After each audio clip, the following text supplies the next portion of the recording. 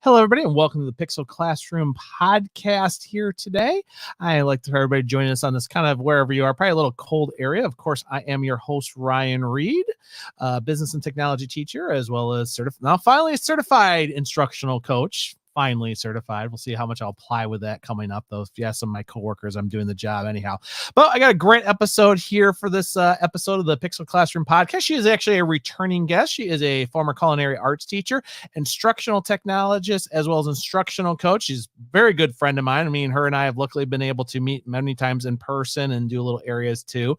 She is an author. You might know her from Make Learning Magical. And of course, her recent book, which actually she co-wrote with her son here, if you can get past my piles here in the video version, of course, is Dragon Smartin. This is a wonderful book. We got a little other guest that'll show up here. I showed her what it was earlier. I think she'll probably be happy to see this. I'd like to welcome the one and only Tisha Richmond back to the Pixel Classroom podcast. Hello today, Tish. Hi, Ryan. It's always a joy to see you. Thanks so much for having me on the show. You're welcome. And people join us in the video piece. And here we had a little part here where I don't think Tish was aware we were going to do video and live. Of course, we know we have our whopping 2 people when we do live guests. And then, of course, when I do a dropped live episode record, also we got 30 guests. Don't understand how that works anyhow. I don't get it here. Tish, you've been on here. You've also hosted your own podcast as well as you do your, another one, which I think I'll hopefully be guest starring on soon too. But why don't you give everybody here listening, remind who you are, as well as what you're doing now. You've been doing a lot since the culinary arts teacher in Oregon from several years ago who decided I'm gonna get into this and the technology. And I mean it's been quite the journey for you, actually. Thank you, Ryan. It truly has been a journey. And first of all, I want to congratulate you on your newest accomplishment. That's amazing. Thank you. Yeah, it was. And it was so funny. I was checking my Facebook timeline the last couple of weeks. That's been popping up like the books I bought or me officially, like I had officially signed on for the classes 2 years ago. And they finally came to an end first week of December, and got my pieces here. Of course, despite the fact I was registered, despite everything else, they spelled my name wrong. And I don't know how they did that because I'm registered. I've got all my degrees from the same Northern Illinois University. I'm a Husky for life. My parents were Huskies. My mother-in-law was a Husky. My wife is a Husky fan. And somehow after all these years, they spelled my last name wrong. And I just finally, you know what, forget. I'm good. Finally, I'll be that. If they want the credentials, I'll throw the $5 out, fix my name. But it's just, but thank you for that. It's been quite a journey. It's something we can talk about too later on as we talk about your role from going from teacher to instructional coaching yourself here. But yes, why don't we actually find out what happened with Tisha Richmond when she was the culinary arts teacher of a Oregon school that led her to where we are now with over 2 books, co-written, parts of everything else. I mean, you've got quite a story to tell, Tish. It's been an amazing journey, Ryan. And I think it was really at the very beginning of the journey, honestly, that I met you. I remember being in I think it was an EduMatch, like Voxer kind of. Yes, we were in the Voxer way back when, I used Voxer. Yes. I mean, I still use it a little bit for certain people that I connect with, but yeah, it's been a long journey since then. And I was in the culinary arts classroom for about 20 years. And I loved teaching culinary arts. I did a little bit of interior design, but it was mainly culinary. And, the whole really premise of my book is that I was a teacher about 10 years ago that was ready to call it quits. I was ready to leave the classroom. I was frustrated. I was overwhelmed. And there were some catalyst moments in that year that really kind of sparked little spark in me that helped me realize that, maybe it's not time to quit. Maybe I can respark this joy that I once had for education, and maybe I can take some risks, step out of my comfort zone, connect with other educators from around the world, and really start rethinking about what my classroom learning environment looks like. And it was just one thing led to another thing. And I took a lot of risks, a lot of stepping out of my comfort zone, a lot of really changing the way that I taught. Really, I started gamifying my classroom. I started bringing in technology. We had a classroom set of iPads that came into my classroom that following year. I started again, like joining in Twitter chats, connecting with educators from other places. And it was just that one risk, taking another risk, that just led to this incredible, really incredible adventure. And, it was probably 2 or 3 years later that I decided to put a proposal in for my first conference, and I spoke for the first time. And I soon after started blog writing and started reflecting on what was happening in my classroom. And it's just amazing to think back at that time, because I don't know what would have happened if I wouldn't have really taken those leaps, if I wouldn't have had those catalyst moments. I mean, iPads came into my classroom and I realized, oh, I got to do something with these iPads. I can't just let them sit. And so I started exploring ways to use them. And that's how I discovered Twitter. That's how I started discovering EdTech conferences. And I'm just so grateful for the journey. I'm super grateful for Dave Burgess Consulting. Dave has been an incredible support, and really appreciate, him originally believing in me and deciding that I had a message that I should share with the world. And, and super grateful too that DBC took on Dragon Smart as a children's book, because that collaboration has just meant the world to me. And yeah, it's been a wild and magical ride, Ryan. Yeah, no, and it's so funny you talked about that too, because I switched into education in 2010, and I was, of course, the safety duty lunchroom, and I was doing tutoring for one school for a set of readers, because I was really good at reading myself too before I finished up my master's in education. It was so funny, and then I was brought into a private school. We had completely new iPad situations, and I was really the person going over, but it was really, checking out Teach Like a Pirate, because I was just to the point, like, I don't know what to do. It's like I hadn't been in regular classrooms outside college students in late high school, middle school. So it was a really weird me. I was in a K through 12 private school, but we were always trying to couple to areas, and I was trying to show the teachers, and I was like, I need something. And I was actually, you say you were feeling like yourself, you were feeling burned out after 20 years of doing culinary arts. And here I was barely 5 years in, and I was feeling burned out, because like, well, what do? I don't know it here. And then luckily I got on the book, and that opened me up to much more on, like you said, on the Twitters and the connections. I got involved a lot more in LinkedIn than I had in the past. I had connection to you. I know you and I first talked in Voxer. We met in 2016 at the Spark conference over there in Yes. Milwaukee. Was the first time we had done that, because I had met with one of the elective assistants and teachers there, and him and I had came up with a good STEAM art program, which we eventually graduated more when he left, and we had this one art teacher came in too. So, I remember you sitting there with me with the spheros, and we were making the painting. You're like, whoa, what's going on here? And I was basically talking about teaching the coding, but also creating graffiti art and what he had done for it and some of the other stuff. And I had gotten into the music a little bit more, which was kind of nice too. And you and I had talked a little bit, and you were culinary arts, and I had actually, that's where we came up with the first idea. We're doing what was called Apple Day at my school. And we actually came up with different ways we could do the apples and everything, like what you can make out of them, what kids could have for health snacks. We had kids like describing that. And then we did a young Amelia Bedelia's apple pie recipe. So I had our English teacher narrate it, and I had little stems on a little area. So then we didn't have a culinary arts department, but we had some kids that were in the bakery. So they were in bakery for relief work. So then we just had them tell that story, and they made these apple pies for a lot of people in the community, guys. So I kind of knew right there, it's like, yeah, I need to start getting into different genres, culinary arts and so forth, and besides just the basic main ones and electives. And it's definitely shaped me for the last decade now. I mean, it's hard to believe that was over 11 years ago since I read Teach Like a Pirate, but I've been doing this now for 15 years.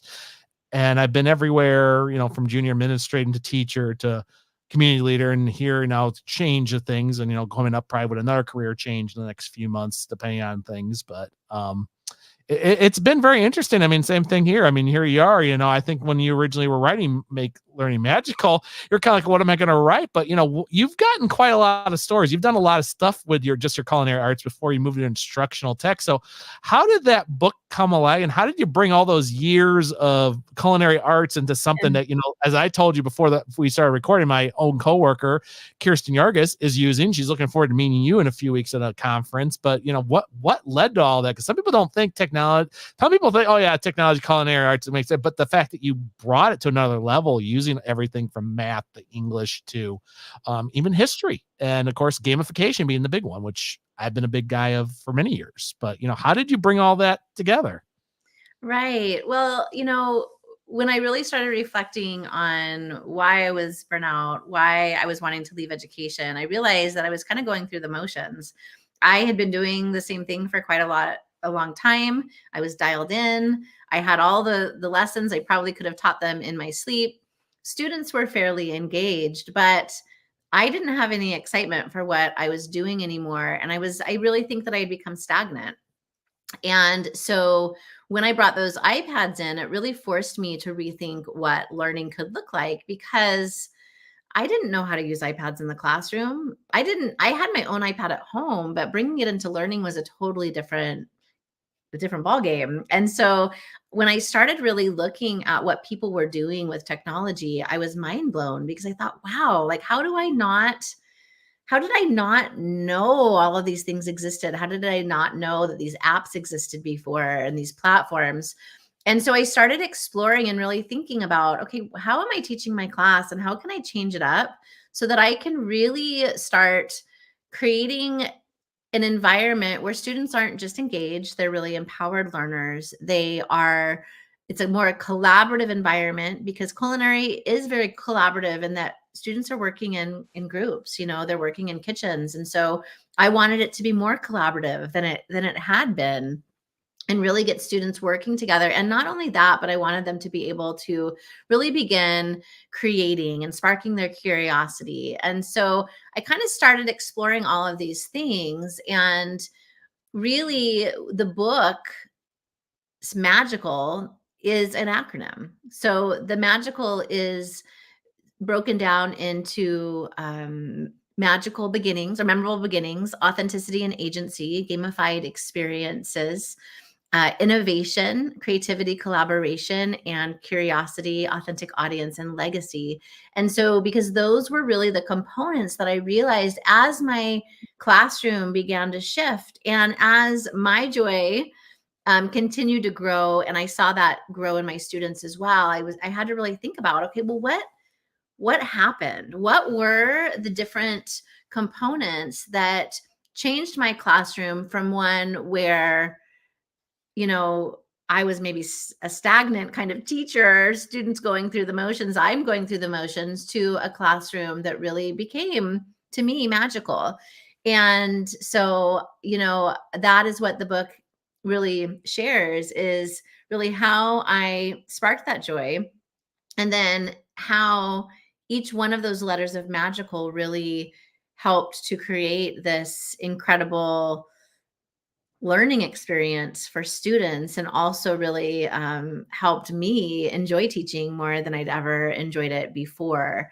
And so it's really my manifesto. It's my heart. I'm so grateful that I had the opportunity to write it. And I've loved getting to connect with career and technical educators across the globe, and family and consumer science teachers, and just teachers in general, because this book is not just for CTE and family and consumer science. This book is for everyone.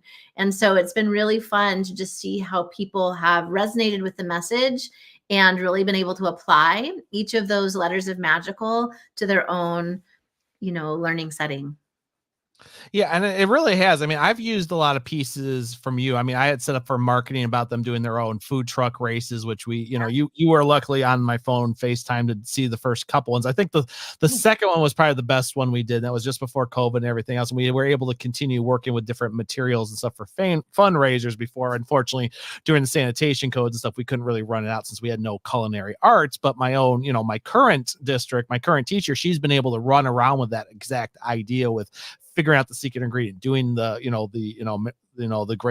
great race and everything else too. So it's amazing the connections it does have just outside. Like you said, it doesn't have to be Spark here. Like the Spark jars, I use those for marketing. I use those for inspiration for multimedia. I had kids make areas of that too. I mean, I was using Canva quite a bit, between you and Amanda Fox and a couple other people, I started using Canva on a much more higher end than I had in before, even though I'd been using it for years. And I'm actually considered the expert Canva creator in my own district, which is kind of funny because it's like I didn't go out there, but apparently I did something right when my own superintendent needed me to clear him to be an administrator on Canva. And I said, well, I kind of learned it from everybody. And I'm always, on the Facebook groups or other things, kind of learning more about it and what I can do. And sometimes I've come up with other ideas with it, but it's amazing where you've gone. I mean, especially like gamification, those on the video saw here, I brought up the Breakout EDU, and you've been a big gamifier yourself. I have been. I mean, you've done badges. Our good mutual friend, Michael Matera, I've done a lot of my gamification works based off you, but sometimes I turn around like my giant playing cards and my foamy dice. Unfortunately, my foamy dice saw a very unfortunate end with the dog. No, no. Will thought they were chewable and delicious versus my cards, which I use constantly in my thinking classroom model. But how were you able to move into different gamification? I mean, you have a lot of games. I mean, not as much as Michael. We've been to his house. We know how many games he's got set up. He puts us all to shame. But how have you been able to move that in? I mean, I've done my own stuff, like with certain like financial literacy games, from Monopoly to Payday to my new one, Cover Your Assets. I've also used them right now. Business law. I'm using the trial cards. Is it fair? And it's very interesting too. That's a much harder game that people didn't know that could be worked in the classroom. But then when I explained that, oh, actually that makes a lot of sense. And I've been able to put in the Edu protocols, various models from, Frayer card to, 321 into it, which I share in the group. But how have you been able to develop that idea of sense? I mean, I think Topple is one of the best games you had. And I ended up, taking that exact same idea for review games, which my consumer ed classes ate up like nobody's business, to the point where it broke. It was so popular. Oh, I love that. That's amazing. Well, that Topple game was actually one that I grabbed when Toys R Us was going out of business. It was Toys R Us. Toys R Us was going out of business. And they had all their games for just unbelievably cheap. And I don't even remember. I want to say it was as little as like $2 or something. And so I had no idea what the game was about, but I'm like, I'm grabbing it. So I got one. So I'd have one for every team in my class. And it was so much fun. So I love that you took that and ran with it too. But Michael Matera for sure was an inspiration. Sarah Thomas was the very first person I actually heard about gamification from at my very first EdTech conference, iPad Palooza. So it kind of like piqued my interest, and then went to Miami Device the following fall and met Michael. And then that just kind of, I was so intrigued, and especially intrigued because I have always loved games. And I love shows like Master Chef and like all of these game shows that are on television. And so I really took kind of the framework from what Michael was doing and really thought about how could I really connect this to reality, like game shows that are out there that are really, not only some of them were connected to culinary, like Master Chef and the Great Food Truck Race, but some of them were like the Amazing Race that wasn't really a culinary focused show, but I could take the game mechanics and the storyline that was happening behind the scenes of these shows and really be able to layer it over my own class and make it come to life in a new way. And so I just took those ideas and ran with it, and really tried to think about how can I really change the way that my classroom operated to kind of bring in this gamified idea. And it was amazing to see how fun, first of all, it was for me. It was so fun to plan.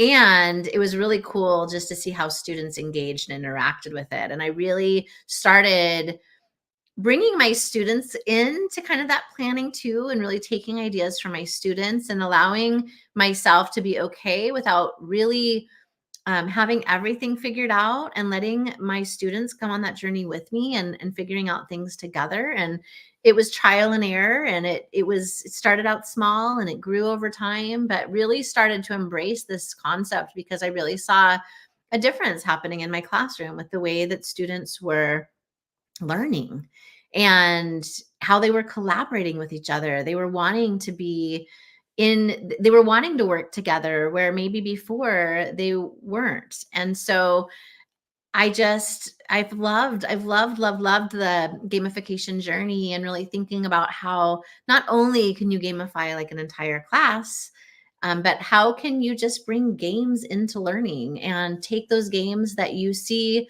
on the shelves at Target and Walmart or wherever game stores, and how can you bring them into the class, and maybe change the rules, maybe re kind of reformat the game so that it really helps teach some of the concepts and the learning that you want students to learn. And I love doing that too, because I think it's so fun to be able to make learning come to life in new ways. And I mean, most people like games. So it's a Yeah.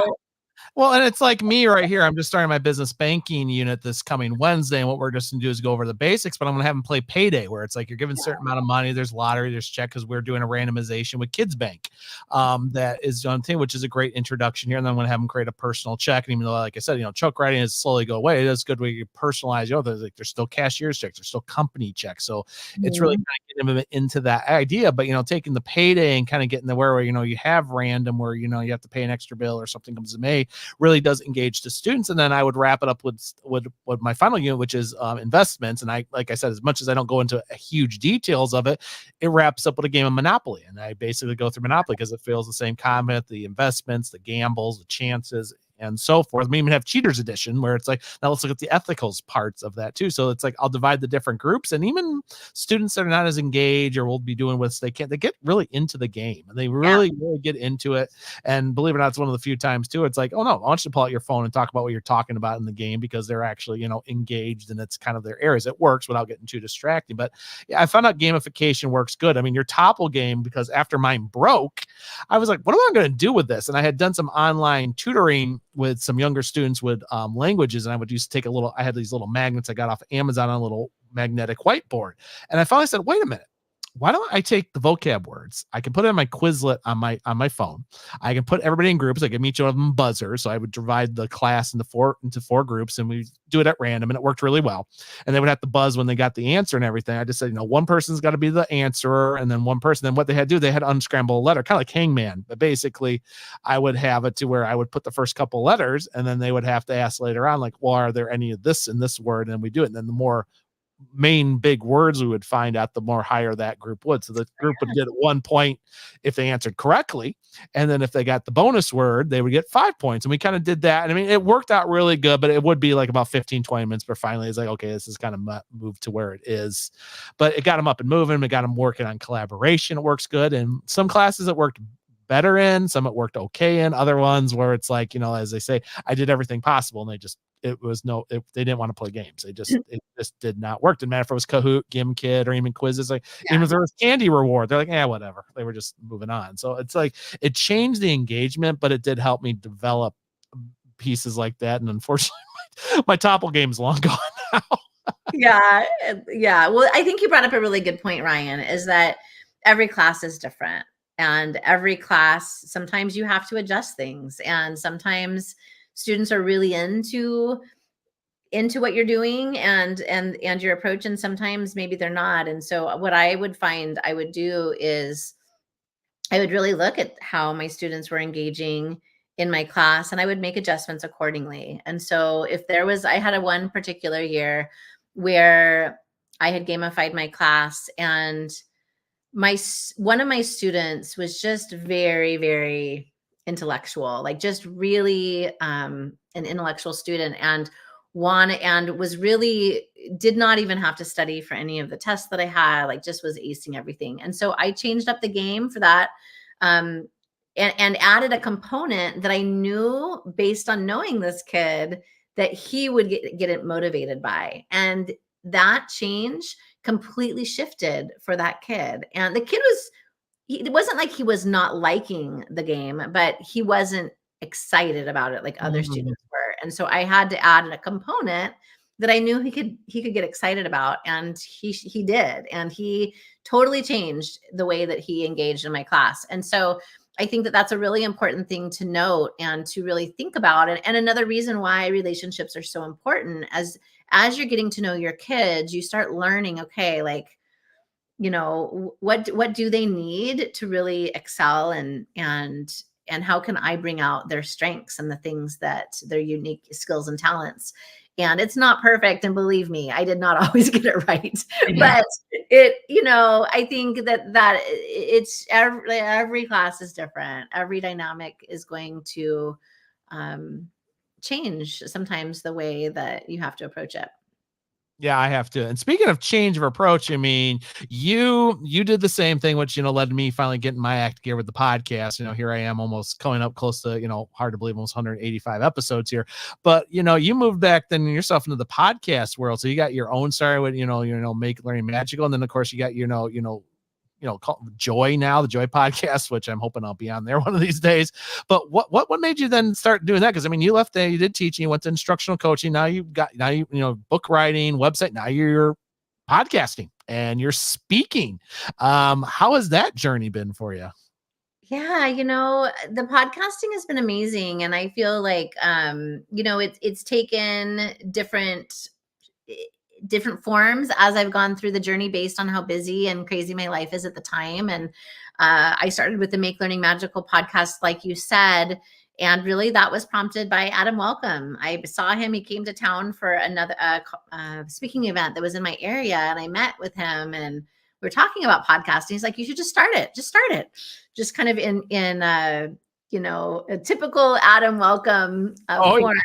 I And know Adam so very well. I know how yeah, he's like, do it, just do it. just do it. And so I did. And it was not perfect. I remember my first episode I recorded on the road with my husband Russ on the way to Portland. And there were semis going by, and I didn't even know how to like take away the sound. And if you listen to my very first episode of the Make Learning Magical podcast, you're going to hear like how amateur I was at podcasting.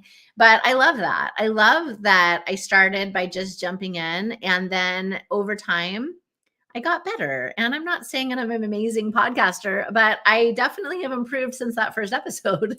And it's been an amazing way to connect with educators like yourself and people that are just doing amazing things in education and really hearing different perspectives. And so I'm grateful for that journey. And then it was about a year, it was almost exactly a year ago, in fact, because I got a reminder of it, that I began a podcast with Elizabeth Bostwick. And we both realized that we have kind of very similar messages. We both are colleagues because we are Canva learning consultants. And so we work with districts that are onboarding Canva for education.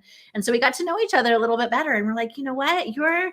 Your book is very similar to my book's message, not the same content. Like we both have very different books, but the message behind it is, and the passion behind it is very similar. And so we decided, you know what, let's start a podcast together. And I had never co-hosted with anybody on a podcast before, so it was definitely a learning for us both. But it's been really, really fun. And it's we've kind of gone through seasons where we haven't had as many episodes published. We're kind of going through that season right now because of our lives being so I, busy. I know Yeah. that feeling because that was me towards the end of 2023. All of a sudden, I was like, I know everybody's been like, "Wow, you've gotten so many guests and done everything in the last month alone." I said, "Well, I was doing episodes. It was just very slow. It was like life was happening, or there wasn't a lot for me to talk about, and I was really focused on my comic book reviews over the Spider-Man crawls, which would at least work. It kept me going. But I had weeks where I was like, I got nothing to say, or I don't have anything really to present. And I don't feel like just doing it to just do it." To just do it. Right. And no, and life does happen. And so we just kind of have to roll with it. But we are, continuing it, and it's been really amazing. And I think really, in addition to just being able to talk with incredible people, it also has helped me just be a better communicator and a better listener, because you have to listen to your guests because you need to come back with a response, and people are listening to it. And so just really being better about really listening what people are saying and really thinking about how to articulate what I want to say in the moment. And that has not always been something that has been easy for me. And so I do believe that I have become better at that, just like I've become a better speaker by presenting. I used to be absolutely terrified of speaking. And, over time, it's just become more natural for me. It doesn't mean that I never get nervous, because I do, but I have found that I'm less nervous than I was before, and that I really enjoy getting to share my passion and getting to connect with other people, and hopefully sparking something that will maybe motivate or spark joy in their journey, or give them some inspiration that they didn't have before. And so every single opportunity that I've had to share my message, whether it's speaking, whether it's through podcasting, blog writing, whatever, books like that. I mean, I am just so, so grateful for every single part of it, and for every incredible educator that I have met and that has influenced and inspired my journey and challenged my journey along the way, like yourself, Ryan. So yeah, so much gratitude. Yeah, and I have to agree that too. I mean, with my podcast too, well, I've done my experience, and I did one years and years ago, which was a comic book. But Melissa, my wife, has a communications degree, but she's like, you're talking too much. Let them talk some more. Like, well, I let them. And she'll re-listen to some of the episodes. Like, you're right, they're talking a lot too, but then you're talking just as much. It's like you need to kind of do that, listen to them. And she's like, otherwise, and then now she listens to me. And it's like, yes, you're not one-sided anymore. Anything else? I mean, like you said, co-hosting is big. Usually, when I've done my ones for guests or Spider-Man crawl space ones, like I tend to be the guy who's very quiet, which is, as me, I'm not a quiet guy, but there's times where it's like I gotta know when to jump into that, when I gotta let others speak, or that's more of an expert. Sometimes people will say, hey Ryan, what are your thoughts on this? They'll let me talk, but then they'll wait until I'm finished and they move on to it. And I think that's a very important thing some people do not understand. I mean, some people have been doing radio shows or podcasts, whether it's paid or free or whatever, for years. You notice the difference between the first 2 years versus what's the last couple of years been for the podcast. And especially as episodes go on, like I said too, where you have once, like right there, as I was showing you on the shared screen here in the video, your episodes are between January and June of your actual own podcast. And then, like I said, the Sparking Joy one, like I said, was a couple. Like the other day I was working on something, I said, oh good, they're here, I'm going to listen to Elizabeth and Tisha while I'm working on my little Valentine's thing for Melissa. I'm going to just, because that's what I do. I usually get downstairs, I'll pop on the podcast and I'll listen to them as I'm working on a project, or on days I'm planning stuff on the weekend. I just pop on a podcast unless I have to talk, and I just listen to you guys. And sometimes I've actually stopped lessons, like, that's a good idea, let's redo that, hold on, I like this idea, it just came back to me. And same thing, and same thing with speakers. I was told a while ago, start speaking about something you're passionate about. If they say, hey, I want you to show up and talk about this, you're like, well, then you're kind of giving me my subject, and I don't know if that's something I really want to talk about unless I'm passionate about it. So I've learned too, when I've done speaking, and I haven't done a speak now, and let's see, it's 2024 now. I think my last one was 2019 was the last time I spoke at any conference, but it was over STEM and robotics and podcasting, and everybody could see how much I was into it. They were asking me like, oh Ryan, where do you get, oh yeah, how did you get that in Donors Choose? Like, oh, what do you think's the best idea for is it worth my money? And I was able to answer it, versus I did a couple one, maybe one or two people would talk to me if it was a subject I had to talk about, that they wanted me to talk about at a conference, but not many people wanted to ask me. I think they were kind of bored. I was kind of bored because I was trying to make it interesting, and it wasn't me. Mm-hmm. No, it's true. I think it is really important that you are passionate and interested in the things that you share about. I think that, there's times where maybe I haven't been as excited about something as, another, and try to make that is try to help help myself be as passionate and as excited about the content as I can. But yeah, I think absolutely, when that passion comes from an authentic place, there's nothing like it. And people know that, they can feel it when you are authentically sharing from the heart. and from experience, and it's just so much more fun. It's so much more fun to speak to Well, something that you're excited about. yeah, I think that's a great way to segue into this next one, because as you said, you were talking with your very first episode with your husband, Russ, and everything. I know he does ceramics, and honestly, I was very jealous. I was never able to buy one of his cups, which I really thought were really awesome and everything. But here you got, your more recent one, which, we kind of jumped on. And speaking of passion, as we know here, we got Tommy the Dragon here in the video here, which is my nice version right here. I love it. I put them together as soon as the book came, and somehow 3 days later he was done. Technically 2 days. It was cold in my basement because my workstation's in my basement for my perler beads. So, and people in the video have seen this very, very often with things too. I was trying to make a miniature version that I was going to give to Kirsten here, but after everything that happened a couple weeks, I don't think I'm going to get it done in time. I was going to give it to Kirsten to give to you at the conference, and it's a miniature version of this, but it's like I don't think I'm going to get it done in time. So that's okay. That is okay. This is amazing, and it makes my heart so happy. So that just means the world. I was just over the moon when you said you were going to do that when the book first came out, and then to see it, I'm like, oh my goodness, that's a huge Tommy the Dragon, and I love it. Yeah, like in the video here, like let me get off the share screen here on the video here, so people can actually see. You can see. So here's Dragon Smart. Here's our normal 11, 18, and then here's Tommy. To the side. There we go. It looks like he's peeking. If your own son Tommy's looking at this, like, oh look, he's peeking. He's emerging from the book. And this I'm not holding it straight enough here. Here we go. That's better straight. That's how big it is. All right. That's so it's like perspective. Yes. If I turn it from this way, it looks like he's coming out of the. Actually, yeah. Let's do that. Looks like he's coming out of the book. Incredible. Super bookmark. Tommy the super bookmark dragon.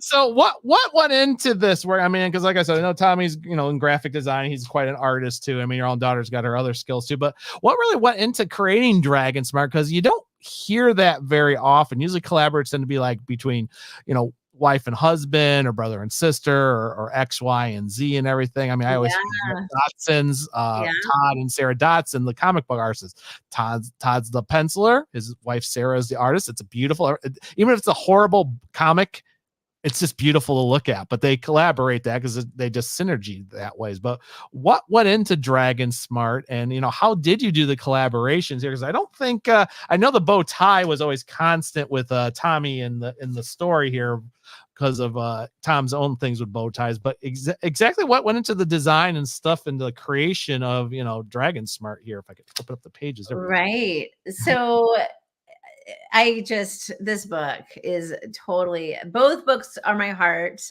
both Make Learning Magical and Dragon Smart, but there's something extra special about this book that I was able to collaborate with my son on. And, I had for a long time had a very, just this weight on my heart that I wanted to share this message about how so many times our students go through school and they don't feel smart, right? They're they struggle in school, and they go through thinking, oh, like if only I was smart, like so-and-so or this other person. And, I was a dragon. I was a dragon too. I definitely resonated with that message, from a personal place, but I also saw my son going through school and really struggling. And yet there were so many ways that I saw how brilliant he was.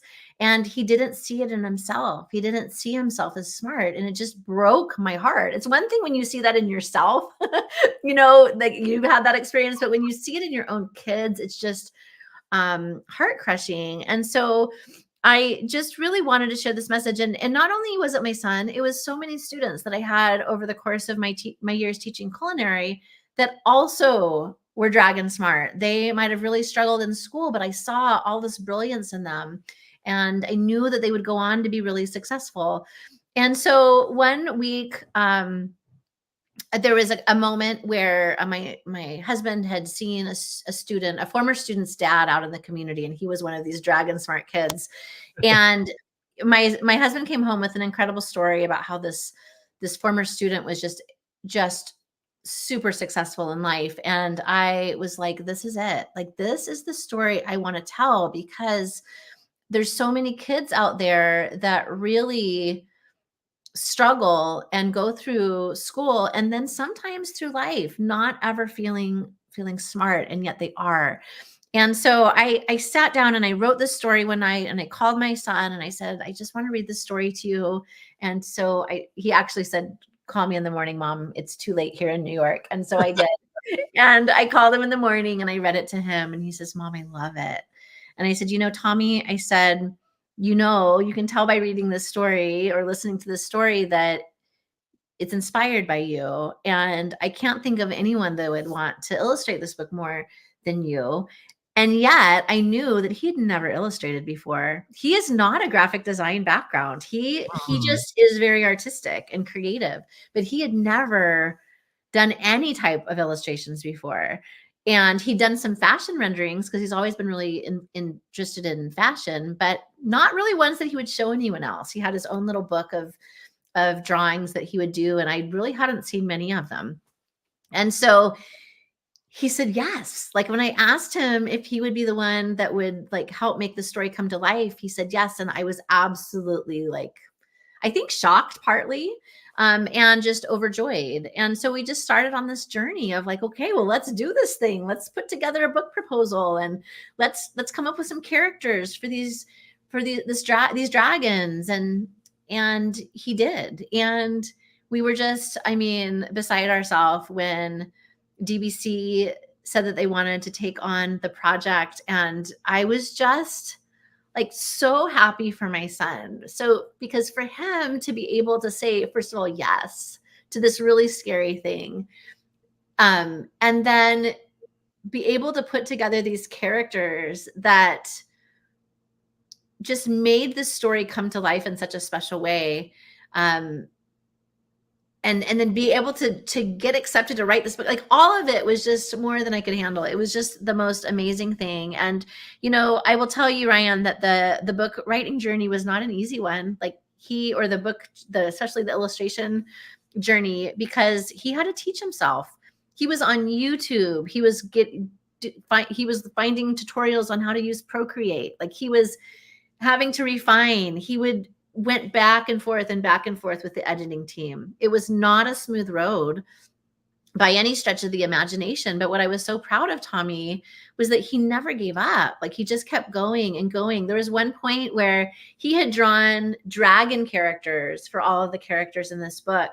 And there was one point that we changed those dragons into other animals. And so the mom and the Tommy dragon were the only two dragons, and everybody else was a different type of animal. And so he had to go back and redo all of those illustrations and bring in other characters. Yes, like the bear and the tiger. There's an elephant. There's a rabbit. There's the elephant right there. Yeah. And so this is my favorite one here. If my screen will not freeze here, right here, the test. I'm like, yeah, that's how I saw it. That's how it was supposed to test. Right. Well, and that's what's so special too, is that Tommy really, like, he saw himself in this story and really put in so many Easter eggs of things that really meant something to him.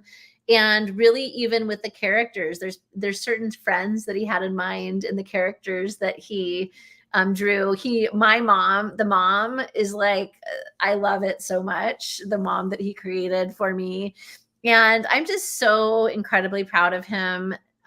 Isn't that the cutest? As soon as I saw that, I saw the glasses, and I was like, oh, that's so Tish. It's so me. And so I just, I'm so proud of him. It was like the perfect project-based learning experience, because he was just, the whole thing came full circle. And so we are over the moon excited to have this book out there in the world.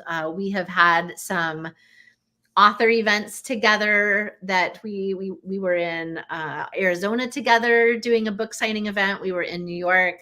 We were at home in Medford at our local library. And then we are meeting tomorrow in Chicago, because we are both going to be at IdeaCon. You guys are basically in my backyard because IdeaCon is only 45 minutes from where I live with it.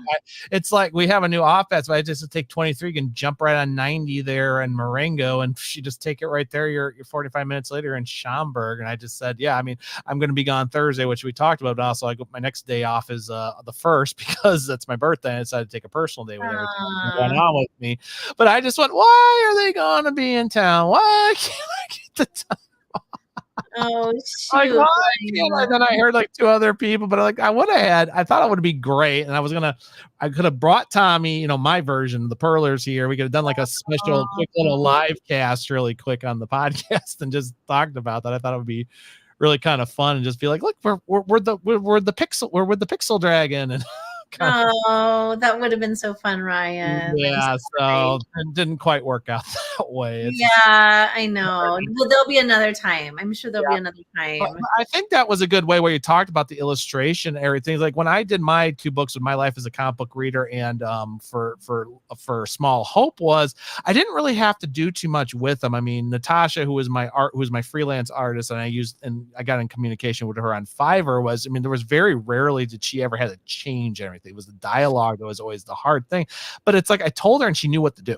And when I worked with Destiny on Small Hope, but luckily we lived close. I mean, a couple times she came to my house, and her and I went over things, or we changed something, like something was off, and there was a lot of back and forth. But she had her degree in graphic design, and Natasha was an illustrator and worked with her, and her boyfriend, or now her husband, at the time was somebody that actually worked with collaboration with storyboards because he was a programmer. So there was experience there that I didn't have to worry about. I had to worry about the dialogue and the placement. And I had, friends of mine who were English teachers were able to edit it. And my own mother, who was a retired graphic designer, was able to bring the books together. I had the people in place that didn't have that had the experience versus you and Tommy. You got the writing experience. Tommy has no idea what the illustration, or as you said, he's never really done anything was publicly like that, and is back and forth himself with DBC and a few things else too. So it's a different collaboration process. I don't think people understand. They think, oh, you write a book and you just find this amazing artist, or oh, he was your cousin or your sister or your brother or your aunt or uncle. And I'm like, yeah, but it doesn't work that way. It's not that cut and dry. I've had various comic book artists, from Ron Friends, guy really firstly drew the first Spider-Man black costume, which is now very in thing.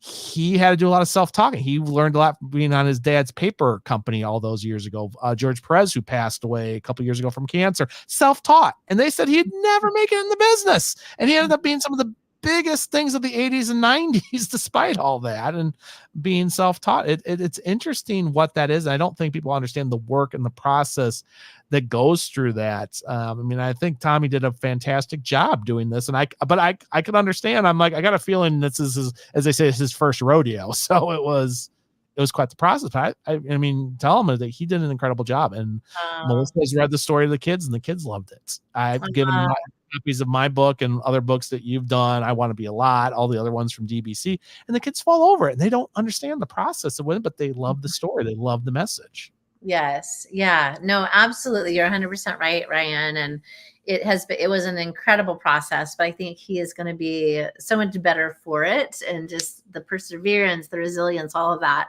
And I know that he's not done. Like, he is so excited to do more. And it was funny because we had the honor of getting to read Dragon Smart to all of the grade levels in town in our local school district. My husband he was a ceramics teacher. Now he is a principal at a local elementary. And you don't hear many stories of an art teacher becoming a principal, especially a ceramics teacher. And he's good too. He's a really good. Good God. My own art teacher, and she's very good at pottery. I've shown him Russ's work, and she's like, holy cow, he's amazing. Oh, I'll have to tell him that. That'll make him that even my art teachers thinks Russ's does a fan. And like I said, I always constantly tell you how amazing she is. She's like, oh, Ryan, don't say that. I'm just experienced. Yeah, that's so sweet. Well, it was really fun getting to do this read aloud. And there was one class in particular, and I'm thinking it was 4th grade. It was either 4th or 5th grade. And these kids were all about, when is the next Dragon Smart book coming out? Like, what is Tommy the Dragon going to do next? And they had all of these incredible ideas for book themes. They had ideas for other characters we should bring into the book. And so it was it was heartwarming and so inspiring all at the same time to see these kids that really resonated with the Dragon Smart story and really connected with Tommy the Dragon and just wanted to see more. And so it would be really fun to get to, see where this takes Tommy and where this takes us. And to know that the book's message is resonating with not only kids, but adults too around the world is just, it's just more than I could have ever dreamed. So thankful, so grateful. And Tommy and I are speaking together at IdeaCon. So we're going to have our own session on Dragon Smart, and we are pretty excited about it. It's going to be really fun. And I like have the fun because, like I said, the area is great. Love IdeaCon and everything. I miss it dearly. I've been there in 6 years now, so it's amazing time and everything else. I'm glad you guys are going to be gracing the Chicago area kind of community of Illinois here in Northwestern to actually talk about Northeastern area. So glad you guys are coming out. So. Well, with all that coming out, besides Idea Stuff, what's next for Tisha Richmond? What is coming up here for the next half of 2024 before we all call this it? Ryan, I don't know. I think I'm just trying to keep up with all of the things. I just am really grateful for where I'm at right now. I have some speaking engagements for Make Learning Magical coming up in the next 6 months. I think I have about an event every month that I'm really excited about. I'm going to be at Spring Q. Oh, nice. Springs in the end of March. And so going to be doing a session on Canva. I'm going to be doing a session on Dragon Smart. Tommy will not be able to go to that one, unfortunately, but that's okay.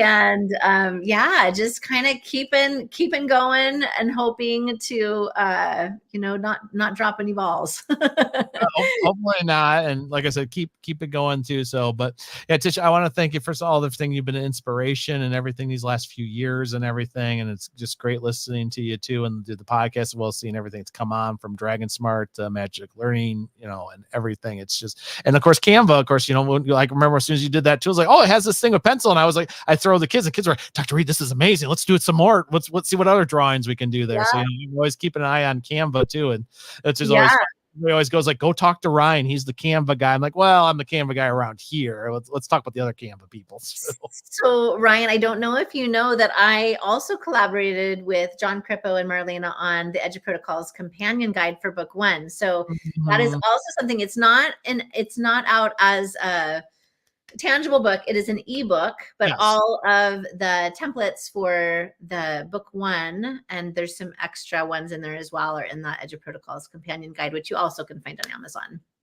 Which, as everybody knows, I have every single Edu Protocols. And yes, I might have made an Edu Protocols Plus with the most recent release with the PK through 2. And of course, I'm ready for that ELA. And as before the podcast started, Tisha and I were talking about how, I'm trying to track down one of my other copies for my social studies and my math book. I'm going to have to get another copy of first. So maybe I can sneak in the E version. I own a whopping 5 E versions. People know I'm a classic book person. It has nothing to do with my name. I just like, as I say, as Captain Picard says, I just like going through the books, tabbing it, feeling that like an old friend as you read through the pages or review it. Yes. And like I said, I go back to Make Learning Magical and several times, even though I don't have my physical copy on me right too. But I said, oh wait, she talked about, let's try the spark jars. I'm doing the doing the Cricut thing. Let's try to make our own spark jar designs and everything, put them on our mason jars and then make some spark jars, kind of thing. So it's always stuff going back to it in a new spinning way too. So, but yeah, I just want to say thank you for all that you've done and put out in the world, inspired people like me and everything else too. And also good to,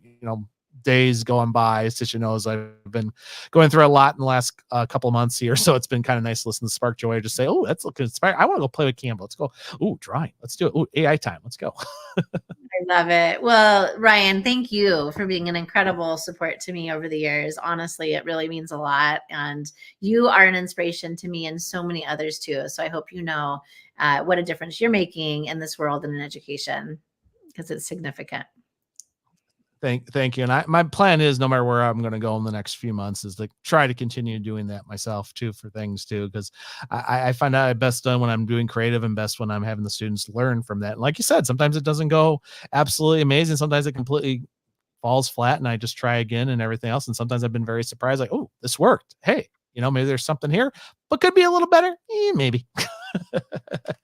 Well, everybody else, I want to thank for everybody else here on the video and the audio here joining us today for the Pixel Classroom podcast. And we'll see everybody later.